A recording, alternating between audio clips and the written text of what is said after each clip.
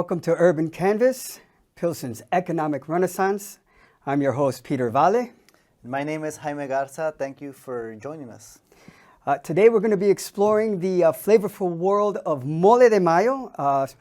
We are celebrating 15 years of culture, cuisine, and community.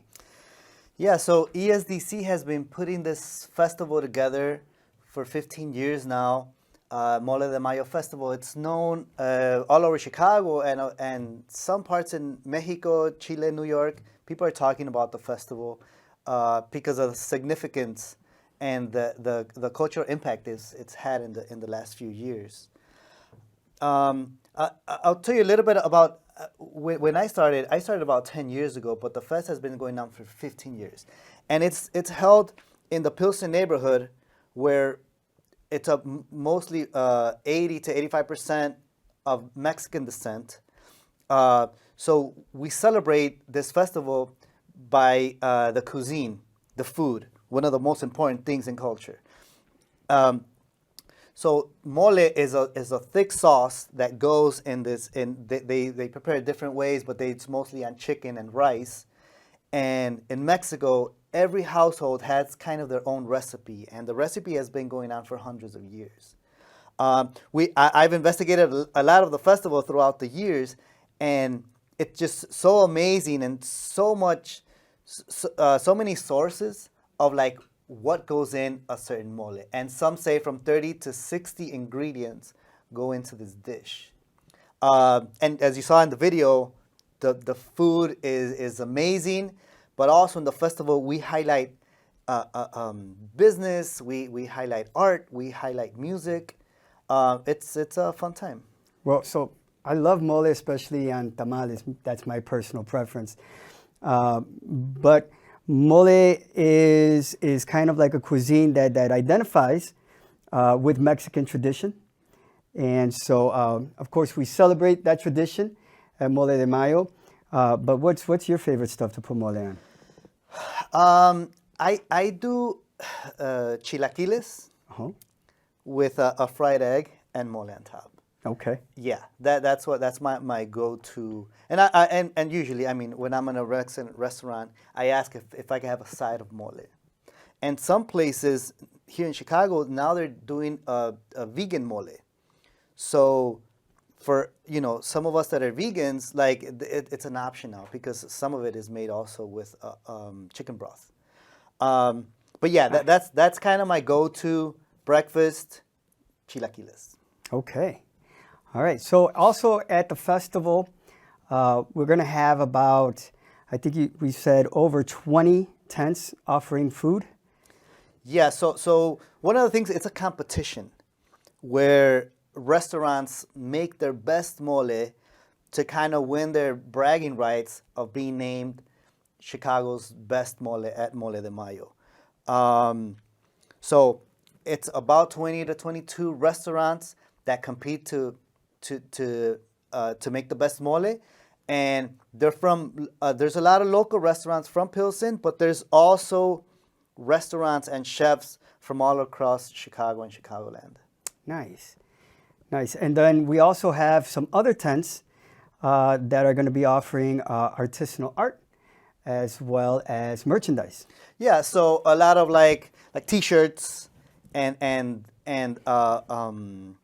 art, but also handcrafts. So like a lot of like the jewelry, the earrings, the handmade things that we connect a lot to them, to Mexico, and connecting also to mole. So we kind of want to make it an experience to come and enjoy kind of a full all-around experience of what Pilsen is and what the Mexican community has to offer. So you're talking about an open-air mercadito that offers artisanal products such as handmade earrings, handmade chains. I've also seen handmade clothes. I've seen art on canvas.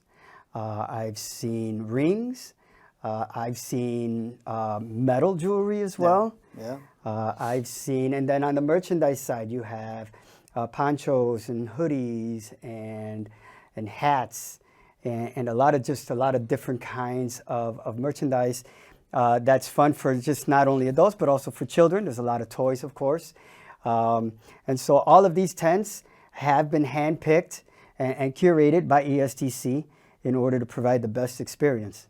Yeah. We go through an application process to two things: to market the cultural based products that people bring, and also that are handmade.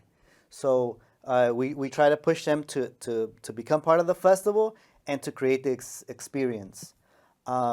And yeah, it's a lot of fun. I usually, drop a few $100 on, like, shirts and Sure. and stuff for the babies and, for the family. Yeah, so I mean, and there's a lot of tents. This year, I think we had the most amount of potential vendors apply. So it is a very sought after festival.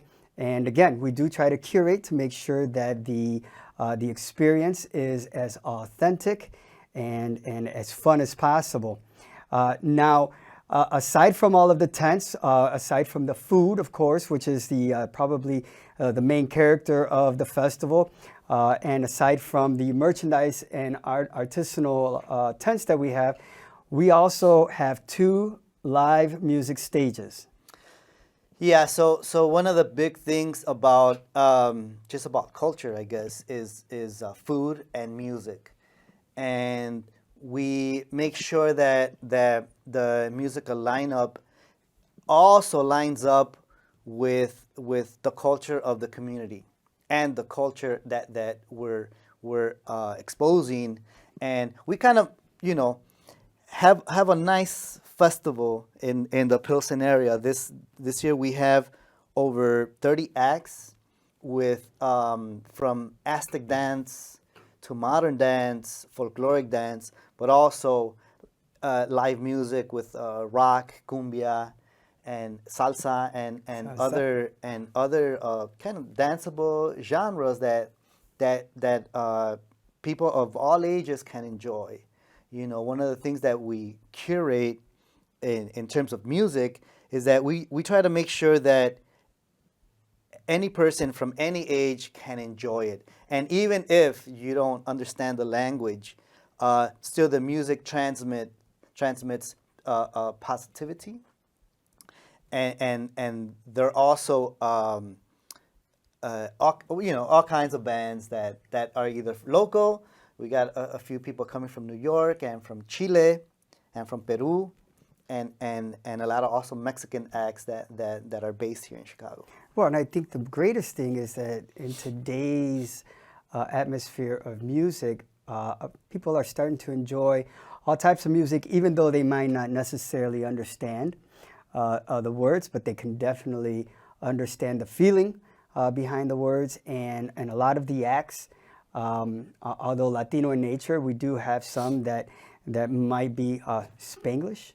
But we definitely have a great lineup coming up for this year, and we do have some acts that are actually from abroad, from out of town. Yeah, some of the acts that will be in town, they're Latin Grammy winners, Grammy nominees, people that travel the entire world sharing their music.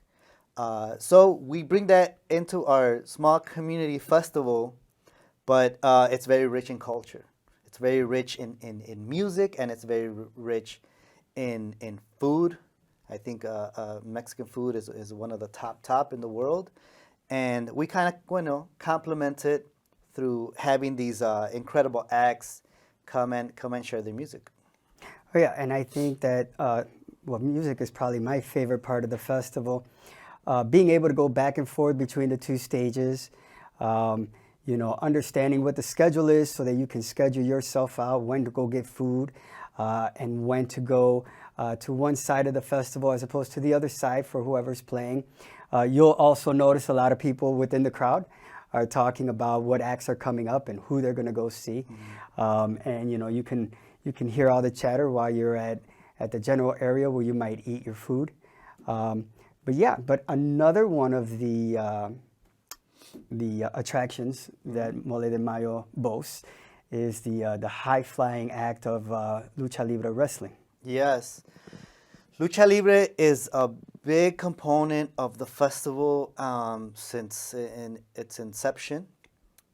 We've been working with Vale Lucha Libre, which is a professional company that handles all the wrestling in Chicago and around Chicago, and they never disappoint.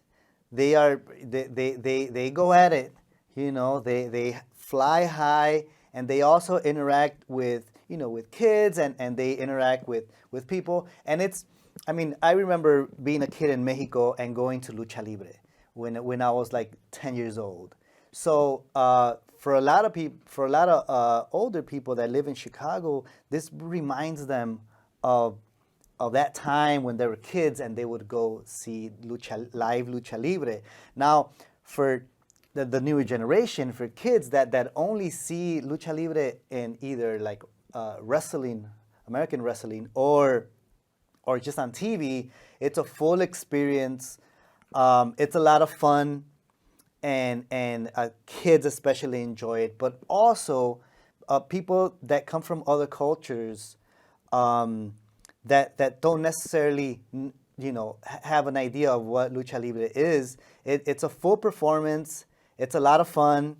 And yeah, everyone always is looking forward to kind of experience that those high flying action lucha libre wrestling. So I've been going to the festival for quite a number of years now, and I can tell you that the crowd is electrified when it comes to the lucha libre. I think that tends to be one of the most crowded areas of the festival because it is probably one of the bigger attractions that is enjoyed by no matter what kind of taste you have in your music or your food. You're definitely going to be entertained by the wrestling lucha libre high flying acts.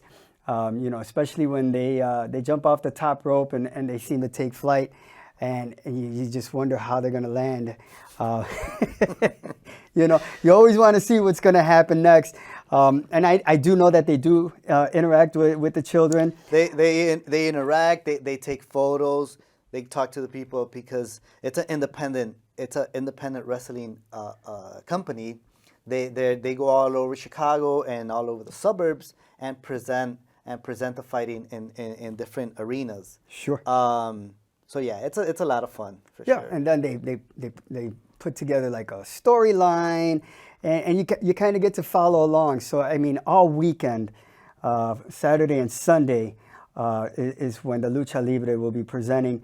And it's always an amazing time. I know that that's probably one of the more talked about segments of Mole is like the wrestling, because it just brings everybody together. Like that part of the festival is for everyone. You can have your taste in food, you can have your taste in music, but when it comes to that entertainment, I think that's for everyone. That is for everyone. Yeah, we try to make a family-friendly event that all ages can enjoy in every aspect, either it be in art, in visual art, or in performances, or in food, right? Lucha Libre is just plays a big part. Well, now speaking of food, it is a competition for the best mole. Yes. And there are actually two types of different prizes or trophies. Yeah. One being the People's Choice, and then the other is by judges, correct? Yes. So the best mole is done by judges that we've chosen at our discretion. It's usually about 5 or 6 people from the community, either chefs or organizers, and they kind of go around and taste every mole and kind of give a thumbs up or thumbs down, and we like that is that how we choose Mole de Mayo's best mole. But we also, how you were mentioning, the People's Choice. Yes. So we have QR codes all over the festival so that people could log in and vote for their best mole. There's a lot of favorites that kind of come up on top every year, But once in a while, there's like a newcomers that kind of breaks through. They upset the balance. Yeah, and it's a lot of fun to watch, and also it's so cool to see, chefs kind of going at it and making their best mole, they're using the best ingredients, and how they push it to kind of win first place. It's always fun, and we're the ones that enjoy the food. So what I noticed is that a lot of the time, these chefs will also make a big deal of the presentation and how they present it to the judge. I think that's also important. But what are some of the other criteria of how they're judged?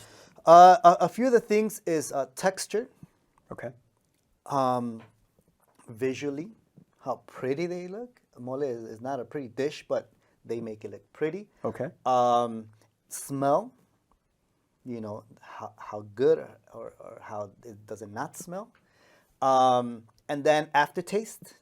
So you taste the mole, Sure. how spicy, how sweet, how chocolatey it is, and then you get an aftertaste. So all these things are judged by our judges each category. So every time they taste one, they'll write down their grade, and then at the end we sum it up, and then we have a few conversations of what you liked about what presentation, about what taste, about what aftertaste, about how sweetness or how spicy. And then there's usually a concession, and yeah, this was the one that kind of Sure. impacted every judge, and it's named the best mole, and they get a trophy that they first they get bragging rights Right. throughout the year, but they also get a handmade trophy done by a local artist, Victor Montañez, which he's been creating our trophies for years. Custom-made cazuela with the name of the winner. And what is a cazuela? A cazuela is where they make the mole. So it's de barro, and that's kind of where they cook either the meat, or that's where they do the actual sauce. So a few restaurants in Pilsen have their first place cazuelas up on the wall, to kind of brag that their mole has been selected the best in Pilsen. So they get a trophy, and also the People's Choice gets another trophy. Now the fun part is that we usually give the trophy out in the wrestling ring. Okay. For the People's Choice, just to make it fun. Sometimes take photos with luchadores. Sure. And it's a whole thing, and it benefits the business a lot. I think certain businesses have such a good product that they don't know how to market it, how to promote it. And I think ESDC and Mole de Mayo Festival helps in that, helps push brands and pushes things that we believe that should be featured or showcased in a bigger scope. Okay. And the reason why I brought up like the criteria is I would definitely encourage anyone who's attending the festival to kind of come up with your own kind of criteria and like do your own polling of all of the great mole that's available at the festival.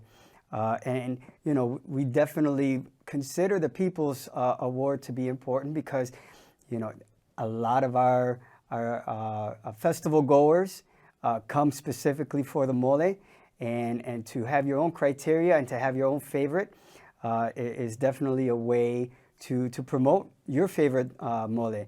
Like Jaime says, everybody has their favorite. Everybody has their go-to restaurant for mole.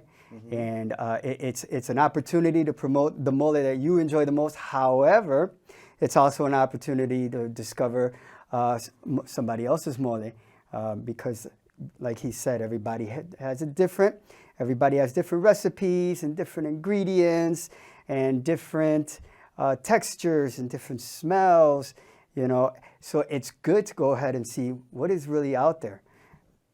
Yeah, and I think one of the big things also about this festival is that there's not a charge to get in.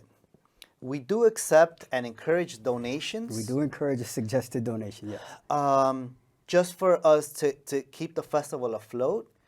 But you are getting a lot of benefits. The lucha libre, the musical acts. I think all of this through donations of people coming in, they kind of help us make it happen, right?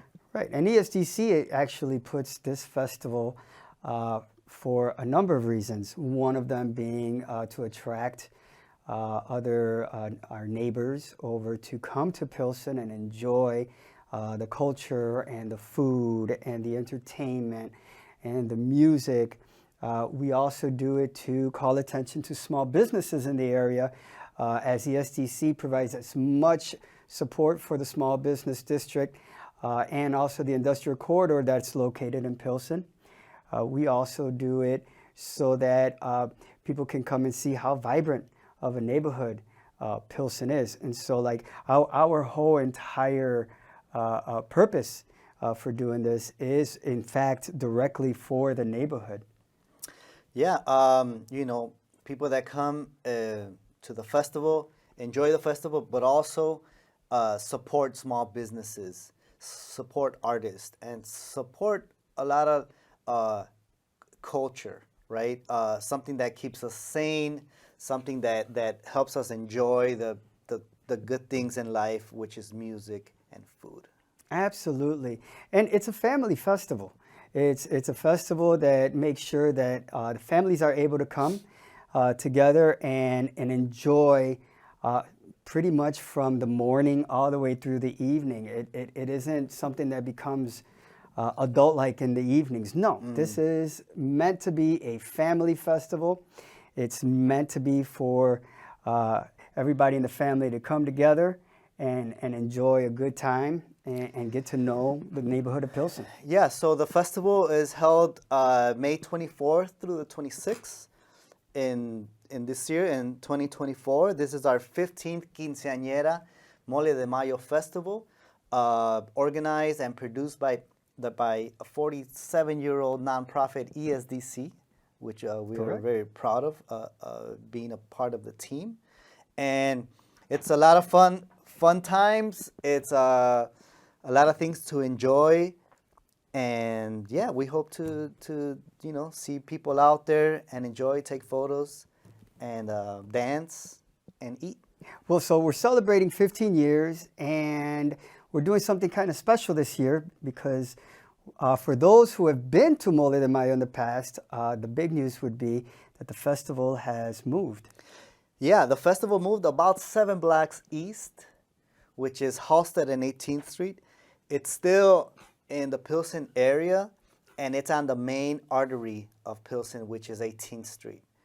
So it's from Morgan Street to Halsted Street, and there's a few entrances. There's a lot of parking on 16th Street, but we encourage public transportation. Absolutely. Uber or bike.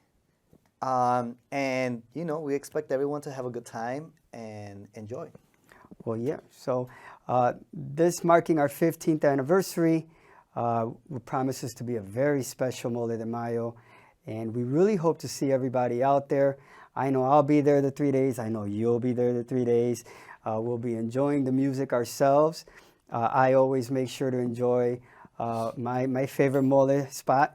I won't say which one it is, but you'll probably see me sitting around that tent quite often, especially throughout those 3 days. And also, I'll definitely be shopping. I always do my shopping around there, and I hope you guys do too. With so many kiosks and tents that we have for merchandise and for artisanal artifacts, I would definitely say this is going to be a big Mole de Mayo this year, and probably our biggest.